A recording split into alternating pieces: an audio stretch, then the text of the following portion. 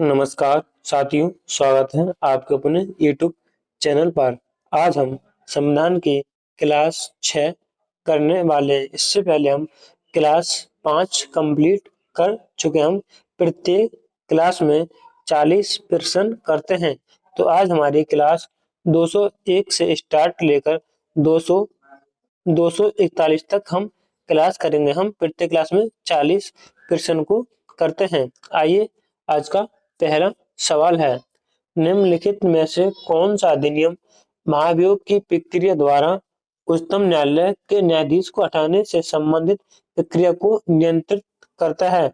हमारा ऑप्शन है 1875 का भारतीय कानून रिपोर्ट अधिनियम। हमारे ये वाला गलत है। 1950 का विशेष आपराधिक न्यायालय क्षेत्राधिकार अधिनियम, ये गलत।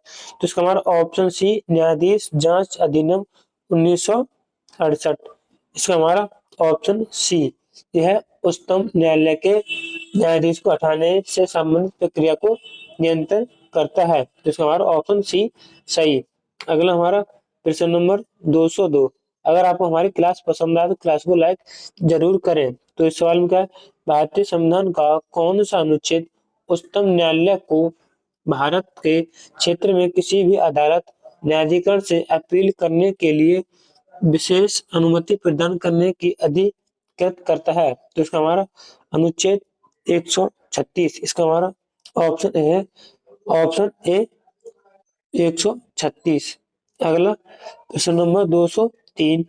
भारतीय संविधान के अनुच्छेद 148 के अंतर्गत स्थापित वो कौन सा प्राधिकरण है जो भारत सरकार के सभी प्राप्तियों और व्यय का लेखा परीक्षा करता है? तो इसका हमारा ऑप्शन ए है, भारत के नियंत्रक एवं महालेखा परीक्षक, जिसे CAG कहते हैं। इसके बारे में अनुच्छेद 148 से लेकर 151 तक इसके बारे में है। तो इसका हमारा ऑप्शन ए सही।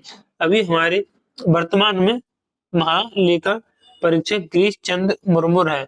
गिरीश चंद्र मुर्मू। अगला प्रश्न 234।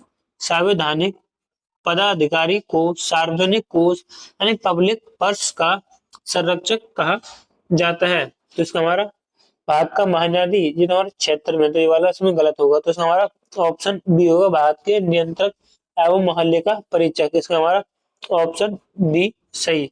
इसकी अभी पिछले बयान इसके बारे में अनुच्छेद 148 है। इसकी नियुक्ति राष्ट्रपति द्वारा की जाती है। अगला प्रश्न 205। किसके सुझाव पर राष्ट्रपति किसी राज्य के राज्यपाल को नियुक्त करते हैं? एक अधिशासी मंडल जिसमें मुख्य न्यायाधीश, मुख्य चुनाव आयुक्त और भारत के उपराष्ट्रपति शामिल है। हमारे वाला गलत है। उस राज्य के मुख्यमंत्री, ये गलत। उपराष्ट्रपति, ये गलत। तो प्रधानमंत्री, इसका हमारा ऑप्शन डी सही होगा, प्रधान। राज्यपाल की नियुक्ति के बारे में अनुच्छेद 155 के अनुसार राज्यपाल की नियुक्ति राष्ट्रपति के द्वारा प्रत्यक्ष रूप से की जाती है, किंतु वास्तव में राज्यपाल की नियुक्ति राष्ट्रपति के द्वारा प्रधानमंत्री नहीं, अरे वास्तव में राज्यपाल की नियुक्ति राष्ट्रपति के द्वारा मंत्री परिषद, जिसका प्रधान कौन होता है? प्रधानमंत्री। तो इसका हमारा ऑप्शन डी सही। अगला हमारा प्रश्न 206। किसे यह निर्देश देने का अधिकार है कि संसद का एक अधिनियम किसी राज्य में अनुसूचित क्षेत्र पर लागू नहीं होता या निर्देश संशोधनों और अपवादों के साथ लागू होता है? तो हमारा इसका हमारा ऑप्शन ए होगा, राज्य के राज्यपाल। इसका हमारा ऑप्शन ए सही। अगला प्रश्न 207। राज्य के विश्वविद्यालय के कुलाधिपति के रूप में कौन कार्य करता है? संबंधित राज्य के राज्यपाल। तो इसका हमारा अनुच्छेद ऑप्शन हमारा ए सही है, यानी राज्य के राज्यपाल राज्य के विश्वविद्यालय कुलाधिपति होंगे। अगर केंद्र में भारत के राष्ट्रपति। तो इसका हमारा ऑप्शन ए सही। अगला प्रश्न 208।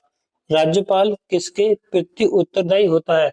राज्यपाल प्रधानमंत्री, ये गलत। तो इसका हमारा ऑप्शन बी राष्ट्रपति के प्रति उत्तरदायी होता है। यानी अनुच्छेद 155 के तहत राष्ट्रपति राज्यपाल को नियुक्त करता है और अनुच्छेद 155 के अनुसार राष्ट्रपति के प्रसाद पर्यान पद पर रहेगा राज्यपाल, अनुच्छेद 156 के अनुसार।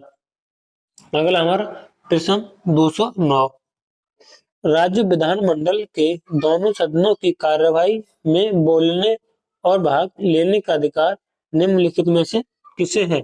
तो हमारा राज्य का अधिवक्ता, इसका हमारा ऑप्शन ए सही, यानी राज्य का अधिवक्ता हमारा अनुच्छेद 165 में है। राज्य में अधिवक्ता हुआ, उसी प्रकार केंद्र में महान्यायवादी होता है जिसको अनुच्छेद 76 में चर्चा, यानी केंद्र में सबसे सर्वोच्च विधि निर्माण महान्यायवादी और राज्य का महाअधिवक्ता, तो इसका हमारा ऑप्शन ए सही। अगला प्रश्न 210, राज्य के राज्यपाल के अधिकारों के संदर्भ में इनमें से कौन सा वातव्य सही है? हमारे ऑप्शन ए, विधानसभा द्वारा पारित किसी विधेयक पर वह अपनी स्वीकृति न देकर उसे राष्ट्रपति के पास अनुमोदन के लिए भेज सकता है। ये वाला इसका कथन बिल्कुल सही है। किसके तहत? यानी हमारा ये अनुच्छेद 200 से संबंधित है, यानी भेज सकता है। आपातकालीन शासन के दौरान राज्य मंत्रिमंडल के सुझावों की अवहेलना कर सकते हैं अगर राष्ट्रपति इसके लिए उन्हें विशेष अनुमति दी हो। तो ये हमारा ऑप्शन बी सही है। तो इसका हमारा ऑप्शन सी सही, यानी ए और बी दोनों सही है। इसका हमारा ऑप्शन सी सही। अगला प्रश्न 211, भारत में किसी राज्य के राज्यपाल बनने वाली पहली महिला कौन है? राजकुमारी अमृत कौर, ये इसके गलत।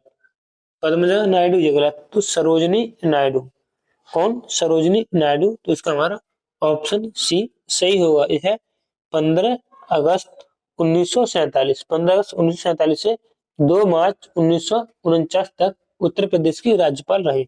उत्तर प्रदेश की, और भारतीय भूज है तो भी सरोजनी नायडू। अगला प्रश्न 202, भारत में राज्य विधान पालिकाओं का उच्च सदन कौन सा है? तो नगर पालिका विधान परिषद है हमारा उच्च सदन है। तो इसका हमारा ऑप्शन ए होगा, जो अनुच्छेद 168(2) के अनुसार, के अनुसार राज्य की विधान पालिका एक सदनीय या द्विसदनीय होगी। लेकिन द्विसदनीय विधानमंडल की स्थिति में विधान परिषद, यानी जिस राज्य में द्विसदनीय होगी तो उस विधान पालिका में, यानी हमारा विधान पालिका परिषद उच्च सदन होगा और विधानसभा निम्न सदन होगा। तो हमारी विधान परिषद 6 राज्य में है। अगला हमारा 213, राज्य की विधान परिषद को समाप्त करने का अधिकार किसके पास है? उस राज्य की विधानसभा, ये गलत।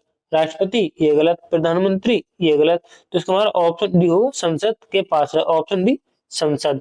अगला प्रश्न 214, विधान परिषद के संख्या बल के संदर्भ में निम्नलिखित में से कौन सा सही है? ऑप्शन ए यानी कथन ए, विधान परिषद के सांसदों की कुल संख्या विधानसभा के सदस्यों की कुल संख्या के 1/3 से अधिक नहीं होनी चाहिए।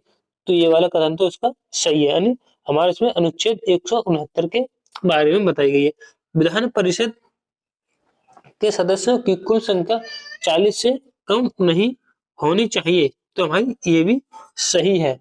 तो इसका हमारा कथन ए सही है। ए और बी दोनों सही। इसका हमारा ऑप्शन ए सही। अगला प्रश्न 215, किसी राज्य परिषद को बनने या समाप्त करने के लिए राज्य विधानसभा को एक प्रस्ताव पारित करना होगा जिसे निम्न द्वारा समर्थित होना चाहिए। तो इसका हमारा ऑप्शन ए, सदन की बहुमत संख्या, ये वाला सही। सदन में उपस्थित और मतदान करने वाले सदस्यों का 2/3 बहुमत होना चाहिए, यानी तो ये वाला कथन यही सही और ये भी सही। तो इसका हमारा ऑप्शन कौन सा, डी सही है, ए और बी दोनों। प्रश्न नंबर 216, विधानसभा के सदस्यों के लिए न्यूनतम आयु क्या विहित की गई है, यानी विधानसभा के लिए न्यूनतम आयु। तो इसका हमारा ऑप्शन है ना 18 वर्ष नहीं, इसका हमारा ऑप्शन बी होगा 25 वर्ष। अगर मुझे विधान परिषद विधान परिषद की कम से कम 30 वर्ष होने चाहिए, उसमें विधान सभा की, तो इसका हमारा ऑप्शन बी 25 वर्ष। अगला प्रश्न नंबर 217 है, भारत में सरकार की संसदीय प्रणाली कहाँ से ग्रहण की गई है। तो आपको सभी को पता है, तो ऑप्शन सी होगा ब्रिटेन से, ऑप्शन सी ब्रिटेन। अगला क्वेश्चन नंबर 218, भारतीय संसद के अपर हाउस को किस नाम से जाना जाता है, यानी भारतीय संसद के अपर हाउस को किसके नाम से जाना जाता है। तो इसे बोलते हैं राज्यसभा। इसका हमारा ऑप्शन बी।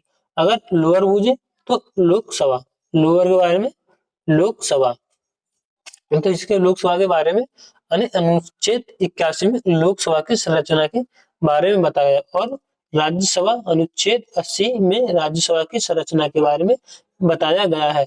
अगला प्रश्न नंबर 219, राज्यसभा के सदस्यों की न्यूनतम आयु क्या है, राज्यसभा के सदस्यों की न्यूनतम आयु। तो इसका हमारा ऑप्शन राज्यसभा का ऑप्शन सी सही हो 30 वर्ष। और है मुझे लोकसभा, तो लोकसभा के लिए न्यूनतम 25 वर्ष, लोकसभा के 25 वर्ष और राज्यसभा के लिए 30 वर्ष। अगला हमारा प्रश्न नंबर 220, राज्यसभा के मनोनीत सदस्य के संदर्भ में मनोनीत सदस्य के संदर्भ में निम्नलिखित में से कौन सा वास्तव्य सही है, इसमें कौन सा सही है। भारत के राष्ट्रपति के चुनाव में उन्हें मत देने का अधिकार नहीं है, तो ये वाला हमारा कथन सही है। भारत के उपराष्ट्रपति के चुनाव में उन्हें मत देने का अधिकार है, तो ये वाला इसमें कथन सही है। तो इसका हमारा ऑप्शन डी सही है, ए और बी दोनों सही है, इसका हमारा ऑप्शन डी सही है। मनोनीत सदस्य को राष्ट्रपति के चुनाव में भाग देने की अनुमति नहीं है, लेकिन उपराष्ट्रपति के चुनाव में भाग ले सकते हैं, तो हमारा दोनों ही कथन सही है। अगला प्रश्न 221, मंत्री परिषद सामूहिक रूप से किसके प्रति उत्तरदायी होती है। तो ये हमारी लोकसभा के प्रति उत्तरदायी, हमारा ऑप्शन ए बी और ऑप्शन सी लोकसभा के प्रति उत्तरदायी होते हैं, जो कि अनुच्छेद 75 के 3 के अनुसार मंत्री परिषद सामूहिक रूप से लोकसभा के प्रति उत्तरदायी होती है। अनुच्छेद 75 ए के अनुसार के तहत मंत्री की नियुक्ति प्रधानमंत्री की परामर्श पर राष्ट्रपति द्वारा की जाती है। अगला हमारा प्रश्न नंबर 222, संसद में शामिल है, संसद में हमारे राष्ट्रपति जो कि अनुच्छेद 52 में है, लोकसभा अनुच्छेद 81 में और राज्यसभा अनुच्छेद 80 में, तो इसका हमारा ऑप्शन ए सही। अगला प्रश्न नंबर 223, सदन के दोनों सदनों की संयुक्त बैठक के संबंध में निम्नलिखित में से कौन सा सही है, कौन सा कथन सही है। संसद की संयुक्त बैठक को राष्ट्रपति द्वारा बुलाया जाता है, ये वाला सही है। संसद की संयुक्त बैठक के अध्यक्ष लोकसभा के अध्यक्ष होते हैं, तो ये भी सही है। तो इसका हमारा ऑप्शन बी होगा, पी और क्यू दोनों सही है। अनुच्छेद 108 के तहत संयुक्त अधिवेशन बैठक का उपबंध है। अनुच्छेद 118 के अनुसार संसद की संयुक्त बैठक की अध्यक्षता लोकसभा अध्यक्ष द्वारा की जाएगी, यानी तो हमारा ऑप्शन बी सही है, ए और बी दोनों सही। अगला प्रश्न 224, लोकसभा में किसी विधेयक को धन विधेयक के रूप में प्रमाणित कौन करता है।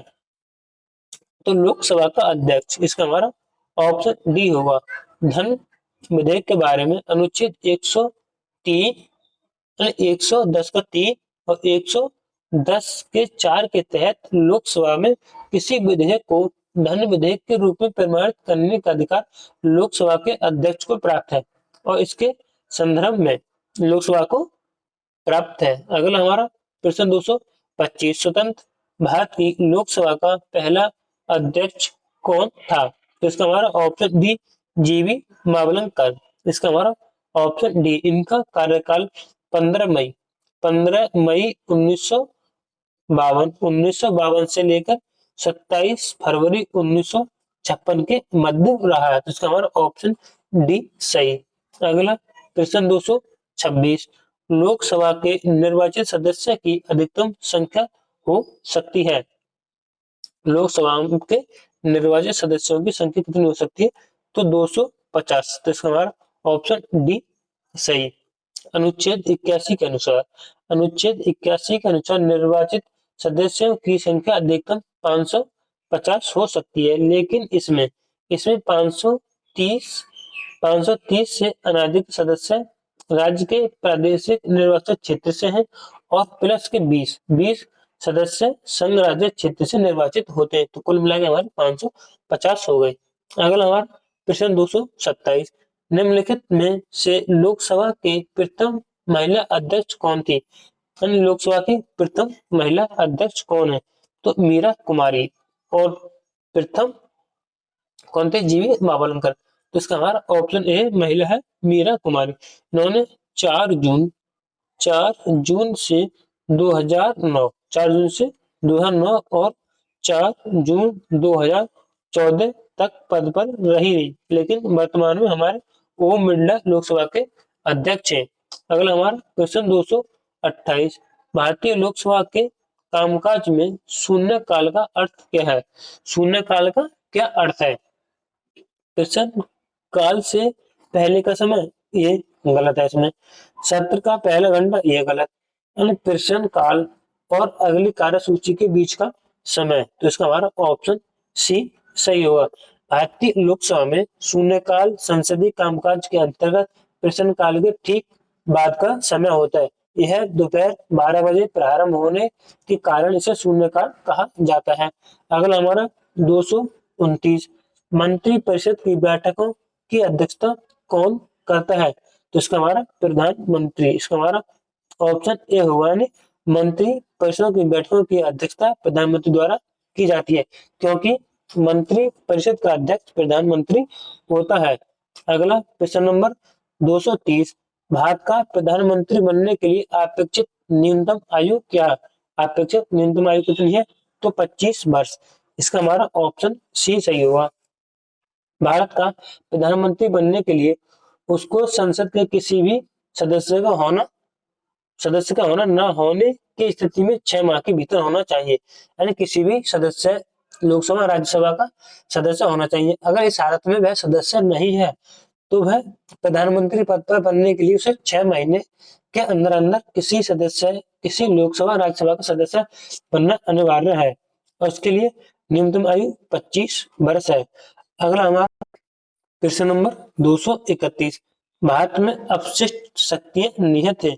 अपशिष्ट शक्तियां केंद्र सरकार में निहित है। तो इसका हमारा ऑप्शन ए होगा। अपशिष्ट शक्ति संसद में निहित की गई है संविधान के अनुच्छेद 248 के अनुसार।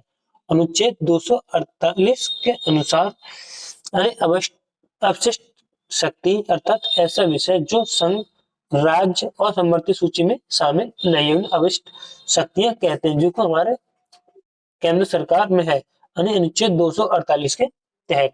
अगला प्रश्न 232, निम्न में से कौन सा केंद्र के कानून बनने के अधिकार के संबंध में सही है? सही है, संसद किसी भी अन्य देश के साथ किसी भी संधि अंतरराष्ट्रीय समझौते को लागू करने के लिए पूरे या भारत के राज्य क्षेत्र में किसी भी हिस्से के लिए कानून बना सकती है। तो ये हमारा कथन तो सही है, लेकिन अनुच्छेद यहाँ पर 253 लागू होगा।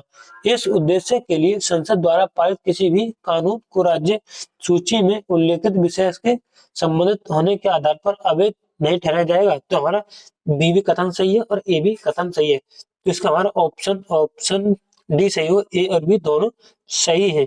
अगला प्रश्न नंबर 233, भारत में प्रधानमंत्री तब तक अपने पद पर रहता है जब तक उसे प्राप्त है सशस्त्र बलों का समर्थन, ये तो गलत होगा। राज्यसभा का विश्वास नहीं, लोकसभा का विश्वास। इसका हमारा ऑप्शन सी सही। अगला प्रश्न नंबर 234। एक मिनट। प्रश्न नंबर 234। वह प्रधानमंत्री कौन था जिसे संसद ने मतदान द्वारा अपदस्थ कर दिया था? तो इसका हमारा ऑप्शन सी होगा, BP Singh. Option C, option C, BP Singh. अगला हमारा प्रश्न नंबर 235। राज्यपाल को अपने पद राज्यपाल को अपने पद की शपथ किसके द्वारा दिलाई जाती है? किसके द्वारा दिलाई जाती है? तो भारत नहीं, उच्च न्यायालय के मुख्य न्यायाधीश द्वारा। तो इसका हमारा अनुच्छेद नहीं, हमारा ऑप्शन ए सही है। भारत के संविधान के अनुच्छेद 159 के तहत 159 के तहत राज्यपाल को उच्च न्यायालय के मुख्य न्यायाधीश द्वारा दिलाई थी, तथा उनके अनुपस्थिति में है कोई, जैसे मुख्य न्यायाधीश नहीं है तो उनके अनुपस्थिति में उच्च न्यायालय के वरिष्ठ न्यायाधीश के द्वारा शपथ दिलाई जाती है। तो इसका हमारा ऑप्शन ए सही है। यानी एक सवाल यहाँ पर महत्वपूर्ण बन सकता है। अनुसूचित 3 शपथ कौन से में? अनुसूचित 3 में है। अनुसूचित 3 में किसके अंतर्गत शपथ नहीं दिलाई जाती?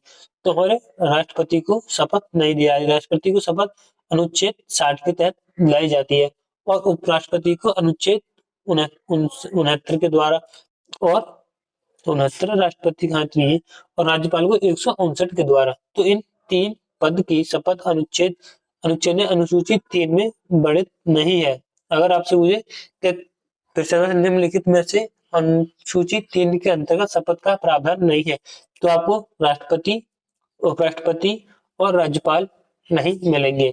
अगला हमारा प्रश्न नंबर 236। राज्य विधानसभा द्वारा लोकसभा में महिलाओं के लिए आरक्षण बिल में कितने आरक्षण की बात कही गई है? तो इसका हमारा ऑप्शन ए सही है, 33%। हमारा ऑप्शन है 33%। अगला हमारा प्रश्न नंबर 237। निम्नलिखित में से स्वतंत्र भारत का वह सबसे पहला राज्य कौन सा है जो केवल भाषाई आधार पर बनाया गया है? भाषाई आधार पर बनाया गया है, तो आंध्र प्रदेश था, जो कि 1 अक्टूबर 1953 को बना था। इसका हमारा ऑप्शन बी। अगला प्रश्न नंबर 228। राज्यों को भाषाई आधार पर कब पुनर्गठित किया गया था? कब पुनर्गठित किया गया था? तो हमारा ऑप्शन सी 1956 ईस्वी में। इसका हमारा ऑप्शन बी सही। अगला प्रश्न 239। प्रश्न 239 यानी कथन दिए गए हैं, राज्यपाल के अधिकारों के बारे में सही कथन कौन से? वह किसी बिल पर अपनी सहमति रोक सकता है, तो ये सही है अनुच्छेद 200 के तहत। वह किसी भी अप्रत्याशित व्यय को पूरा करने के लिए राज्य की आकस्मिक निधि को अग्रिम दे सकता है, तो ये भी सही है। तो इसका हमारा ऑप्शन ए, पी और क्यू दोनों सही है। इसका हमारा ऑप्शन ए सही। अगला प्रश्न नंबर 240। राज्य विधायिका द्वारा पारित कुछ प्रकार के विधेयकों को भारत के राष्ट्रपति के विचार में आरक्षित करने का अधिकार किसके पास है? तो इसका हमारा ऑप्शन डी, राज्य के राज्यपाल। इसका हमारा ऑप्शन डी सही। अगला प्रश्न नंबर 241। भारतीय संविधान का निम्नलिखित में से कौन सा अनुच्छेद राज्य विधायिका के वार्षिक वित्तीय विवरण से संबंधित है?